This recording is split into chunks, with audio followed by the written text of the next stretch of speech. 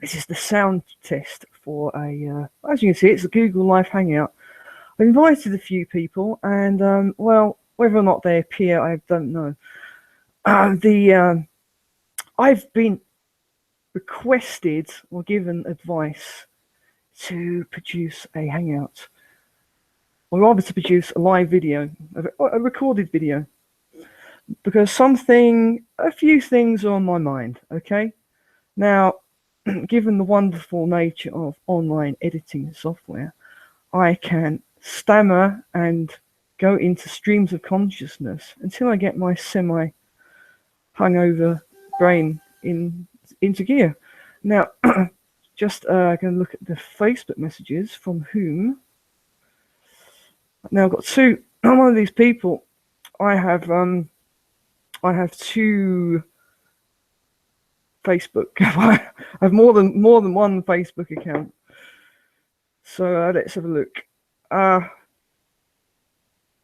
Yes, this is just me rambling. But so anyway, in case you haven't read the subtitle, there are going to be some topics to this Hangout. Now, the topics are, well, they're rather like guidelines. Oh, right. Right, let's see. Right, so I'm getting a message. Yeah.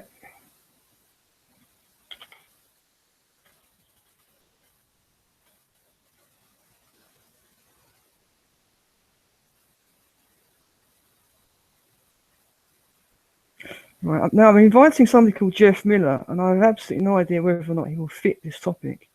Because, I mean, this guy, I'm going to bring in typology. I apologize for the fact I use typology lingo. I was talking to somebody the other day. Now, in the future, there's going to be a future hangout with somebody called that libertarian chap. I mean, I know his real name. That's his online moniker, right? And we're going to be talking about, oddly, this fits in with the topic that I'm going to have for this evening. The topic for this evening is going to be aggression, particularly passive aggression. And it's going to be a rare thing that I'm going to create a topic that is largely pointing out a flaw when it comes to, in my experience, men. And that is a particular kind of aggression that is caused by daddy issues. There are guys who they've got some, because they've got some laundry they haven't cleared away, so to speak. Looking around here, and they are exerting aggression. They are their lives are rather governed by this this anger that they really wish to get rid of, so to speak, and this rather inflated male attribute of having to prove oneself in very particular ways. When I was about 16 or so, I was very much involved in martial arts. Now, this may or may not be the general. There may not be a general kind of person that gets into martial arts. Well, I got into it because well, in lack of a conceal and carry license, I wanted to learn to defend myself. The logical route would have been to take up something like sort of unarmed self-defense, like Krav Maga. I went to a karate class. One thing I noticed straight away, well, not quite soon, was that quite a few people there really are two kinds of martial artists. There's one kind, they seem to be the majority, who have these sort of daddy issues. They have all this aggression. They want to fight back. So, and they're taught that, well, if you have aggression, you should express it, you should ventilate it. rather than, and that is seen as being a palliative, right?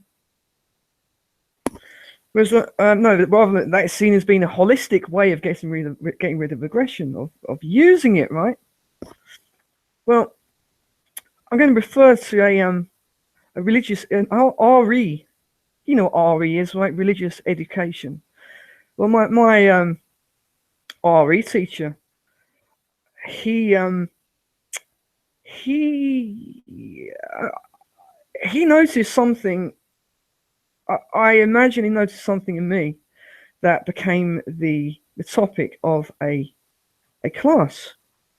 He used the what is the Christian ideal? It's debatable, but okay, his particular take on the Christian ideal of pacifism, or rather that he used the allegory of the Incredible Hulk, because and and that resonated with me.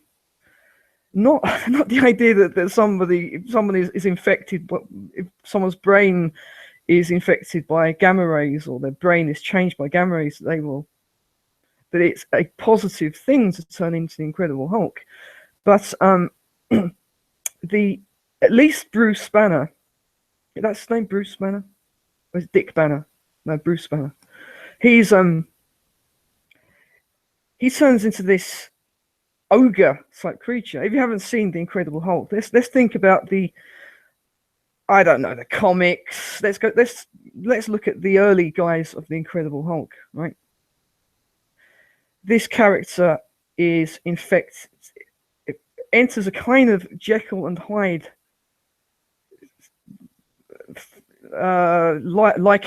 lycanthropy. So he will switch whenever he feels anger.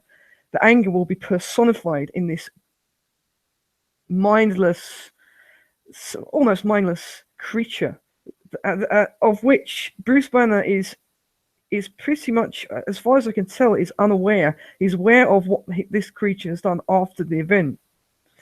The thing is, this anger, the religious education teacher, called Mr. Sparrow, by the way, who is not himself allergic to bouts of anger. And the first time I met Mr. Sparrow, I was watching like you have these end of year sort of sports days. It was more than one day. I was there, and my first meeting with Mr. Sparrow, who I'm not going to say this, that I'm not going to say anything negative about Christians for reasons I'll tell you later on.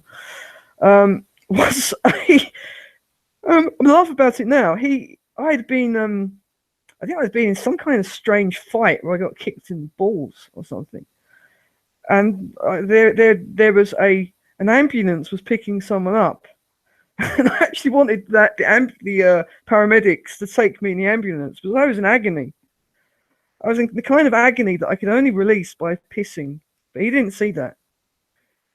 But he did see me when I'd recovered, standing in the entrance to the outdoor basketball court, general concrete monstrosity that it was, and he greeted me with his briefcase on the back of my head.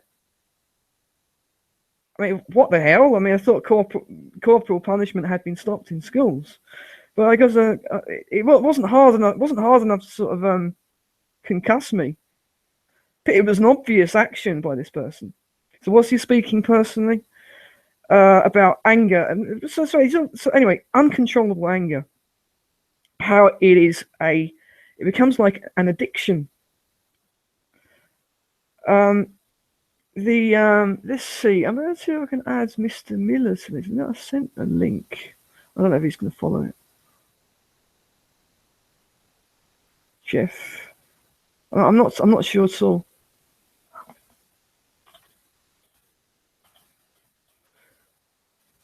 Right. So I had a lot of people picking on me, right? I mean, I said a lot of people, most people in the way, shows that, it's bullying, right? Showed that my presence wasn't wanted, and other things happened. And I would at times realize I had this resource of becoming angry and not caring about the consequences.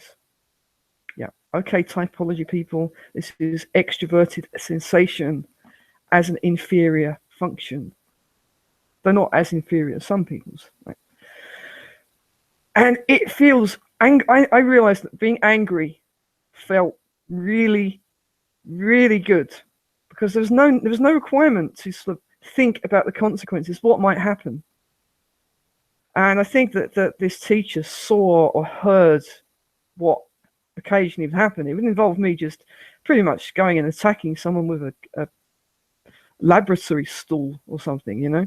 I mean, I in a way, I wish I'd done more harm. I wish I'd just beaten people, hospitalized people, so I'd been kicked out of the school. But it can get so. You have this unresolved anger, and you get over it. Some people get over it. They experience life. They can choose to forgive the people in a way. But the thing is, the most infectious is this daddy issues thing, where people's fathers, to a lesser or greater degree, are controlling their sons. They are in ways that are not really healthy. They are not just keeping discipline, but they act wittingly or unwittingly destroy their son's character.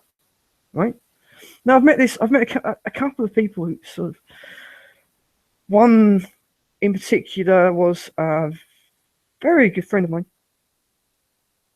and the way I see it is isn't the way it would manifest isn't in aggressive outbursts. It's this passive aggression, this correcting people, and it's really that it manifests itself in the way that the person becomes like their fairly militaristic father. They are sort of forcing standards on people. They're checking people. They're sort of correcting people. Everything is wrong. There's always this criticism. There's this punctuation of negative criticism in everything. And this so the person's personality that they cannot. They are, you know, let's think of Enneagram. They're the typical Enneagram 8. They are controlling others is at the core of their personality. And they fuck themselves over, right? Because if you try to assist the person who has this daddy issues thing, they get really defensive and feel themselves as if they're being controlled. So, which is infuriating. How can you have friendships with people who you can't help, who get defensive whenever you try and give help, yet they will control other people by being generous as a form of control, as a form of passive aggression? Aggression is a very unpleasant thing, unless it's used constructively, unless it's used in a way that isn't as a form of therapy for the person. I mean, you can have I have an aggressive broadcasting style, right? I have an aggressive way of, I will enter confrontations if I get irritated, and I don't back down, usually, right? If it's for the right reason, if it's to defend what I view to be the truth, you know, that's the introverted feeling thing, right? Defending something that I know to be true, or correcting something that supersedes the well-being of the individual to a certain extent, and it supersedes how much I value, or how much I will defend the relationship with the person, right? But the people with daddy issues, what you see is the pathetic man. You see their body language. You'll notice that when they have friends, that their friends are afraid of them, or their friends are, you know, I'm going to try and quote try and quote Seinfeld in a way that being around you is like walking over a minefield. Is that right? That's what it's like. And friends don't correct their friends' mistakes unless they're very important mistakes, right? They're not controlling their friends. That isn't in that case the partnership ceases to be a friendship and becomes it's not, or rather it becomes highly flawed. Now, I'm gonna confess, I'm not perfect. I've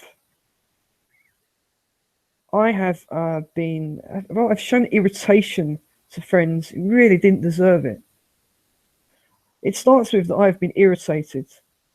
I have maybe went off or went on a certain medication, and I have said things that I shouldn't. I don't want to control them, but I've acted in a rather quick, a hair-tricking response. You know, I've said things that I knew would cause some upset or irritation. It's not good. It's something that I hopefully have ameliorated, right?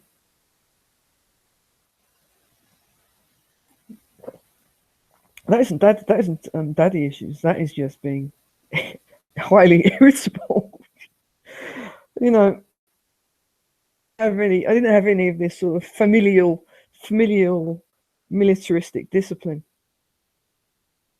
You know, I avoided that most of the time. So let's see if any of these wankers are going to join this hangout. Okay, let's see if Valeria will join. Yeah, let's see Valeria. She's she's a clickbait. But she has been in hangouts with me temporarily before. But I think she's you know, a lot of people they're studying. I'm not sure. I think she's in sort of, it's junior high or college or something. I don't expect. Care to join me in a hangout? Let's see. The thing about hangouts being live on air is this additional pressure. I'm nervous. I'm not as eloquent as I can be, or I'm not as I'm more inarticulate than I usually am. I'm trying to keep on topic. I don't have any notes. I have a lifetime of experience of people with daddy issues. So let's watch the let's look at the as an example the back to the martial artists. I have an acquaintance who's is very into martial arts and stuff. I'm bringing this up. And yesterday, I didn't irritate me yesterday. I was on my best behaviour. I was calm. I was semi-tipsy, and became more tipsy as the night went on. But he would point things out. He pointed out there was something on the stove, and only for me, which had I been in my normal irritated mood, I would have said it wasn't. There wasn't any reason to point that out. And you could say, "Oh, it's a minor thing," but I read between the lines. But okay, if it's filthy, clean it. You know, fucking clean it yourself. And straight after commenting on it, he realised it was that it's not right. You don't do that. He said, "Oh, it's not important." So if it's not important, why mention it, right? And there are other things, you know. This particular individual, he will. It's like this. Let's say we're playing a video game or something, or we're watching a film. It's not good, or it's something worthy of negative criticism, or not worthy of being noticed, or it's not worthy of any kind of investigation, right? Just because, right? There always has to be this negative slant. Oh, this won't work. This will go wrong for that reason. It gets kind of irritating, right? Now, I'm the person who is all for sort of giving negative criticism, but it's constructive. Unless something is absolutely worthless, and I know it's worthless, I'm not going to do that. Let's say I brought up this thing, Stargate Atlantis. No, it's Stargate SG-1. I mean, I described it. I made the mistake of describing it. This person would answer saying, "Oh, that sounds shit. That's probably crap." Well, like, watch it first.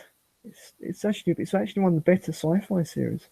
It's everything, no matter what it is. So in the end, you get worn down to a point where you just won't make any recommendations. You know, I'll just tell me things you find interesting. You know, I know a number of these people who only talk about their own interests, stuff that they know. They don't want to know about anything new. It's almost like this idiot abroad kind of mentality. It has to be crap because it's not familiar, right? I haven't tried pizza. It's probably not worth trying. It's probably awful. I haven't tried caviar. It's probably awful. It's probably not all it's cracked up to be.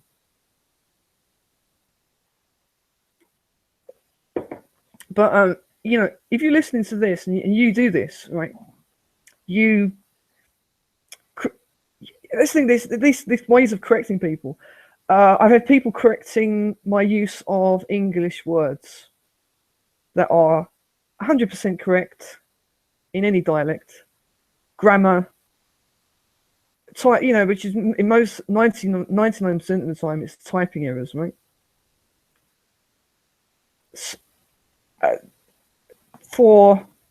Because they have to show this dominance, because they've had some father coming up to them with a list of things that are wrong, and what they really need to do is to confront the parents.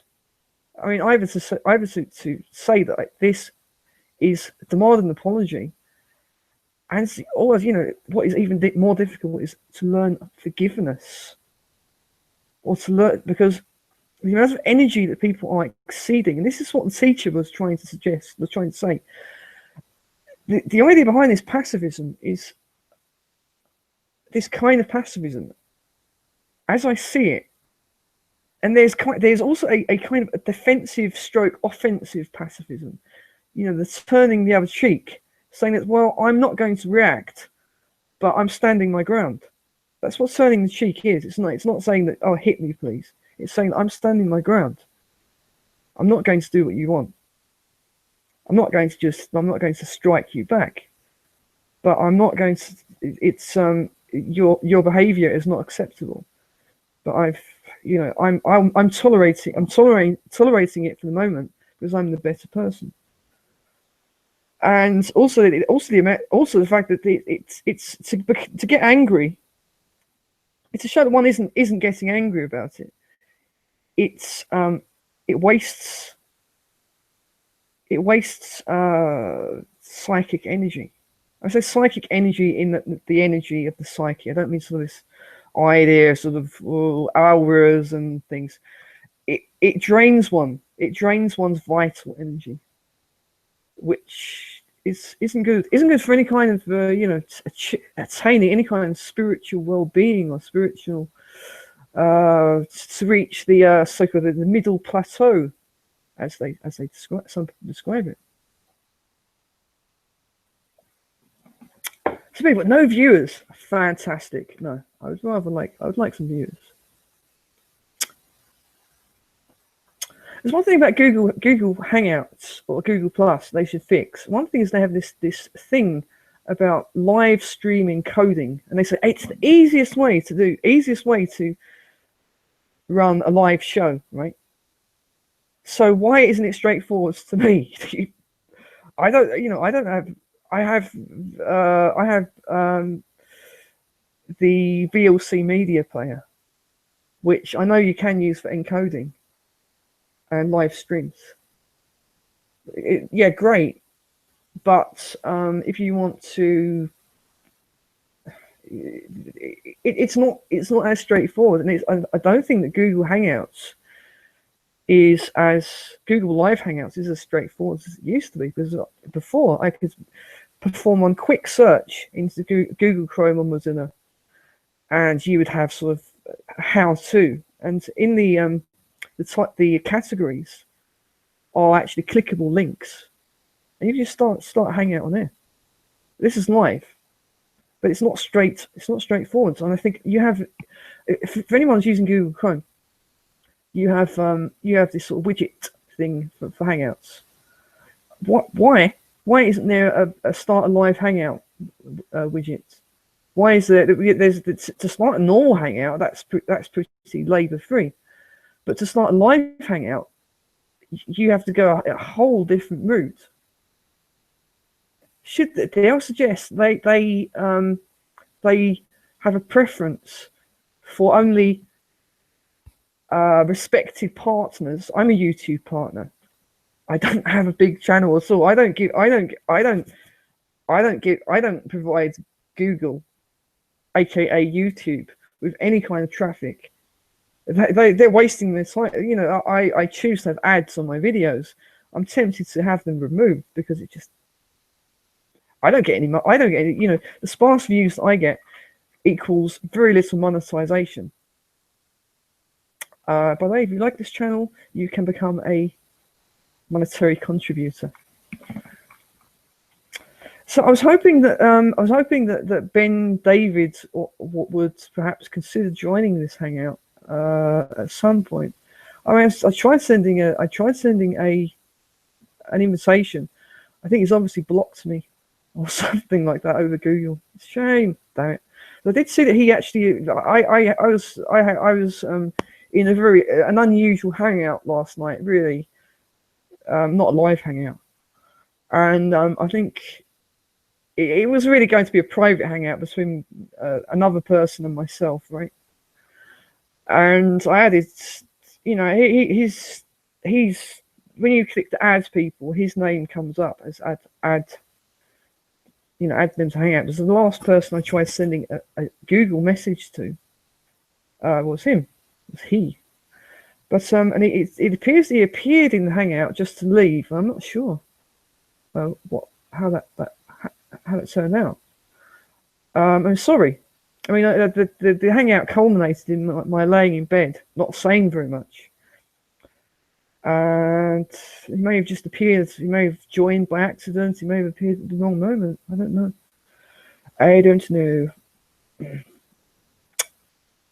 Yeah.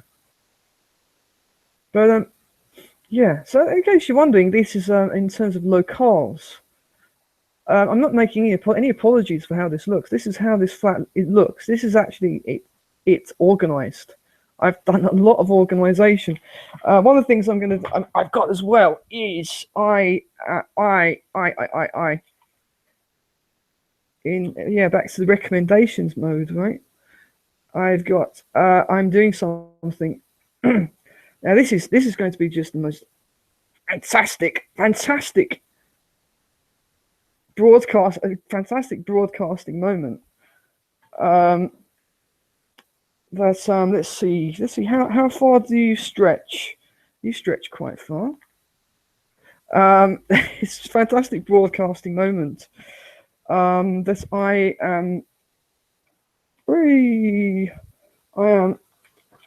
am actually doing something with I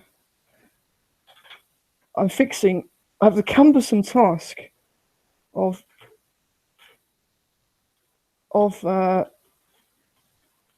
putting batteries into a watch. Now, usually one thing that's good is it has screws, right? But another thing is that it's this watch. It's not. The funny thing is, this watch is a just going to show you rather than using the right. This watch is a pulse and other things monitor watch, right? Now, the detail is this is how it looks like inside. Now, the only way to get to the battery Now, good. It's good that it uses the large type of watch batteries, which I had one of. I bought one to replace my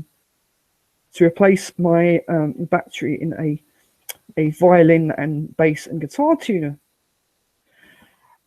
And you actually have to take the guts out of this watch.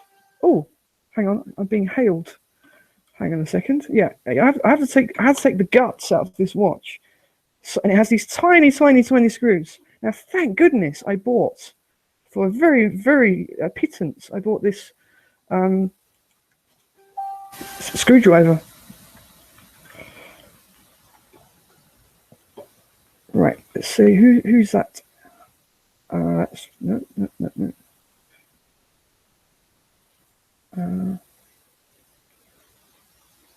Aha. Hang on. Right, let's see. Excuse me for a second. Right.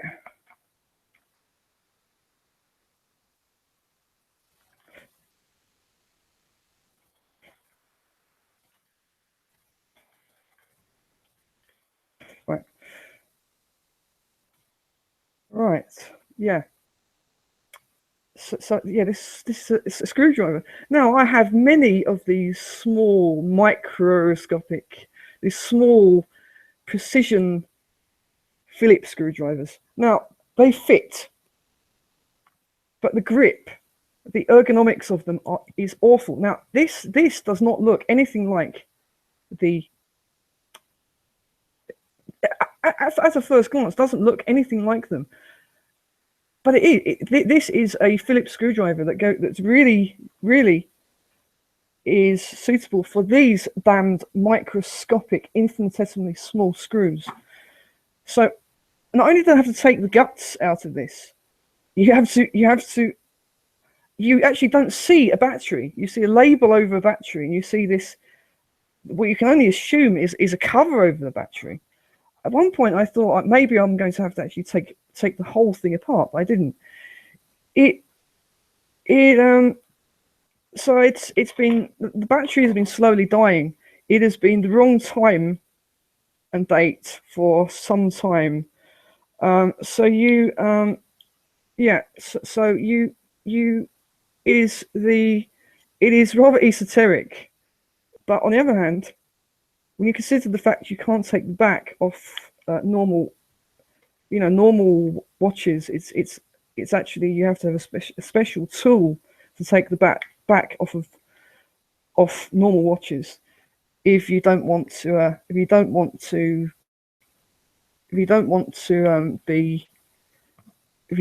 completely bend the back of them.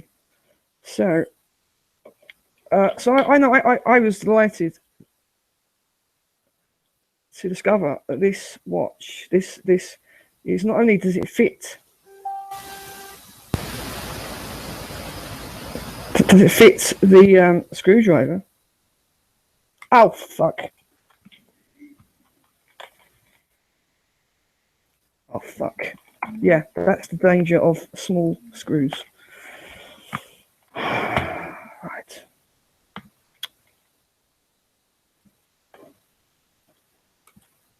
Oh my god. Right. So now I have 3 screws. And damn if this is going to beat me.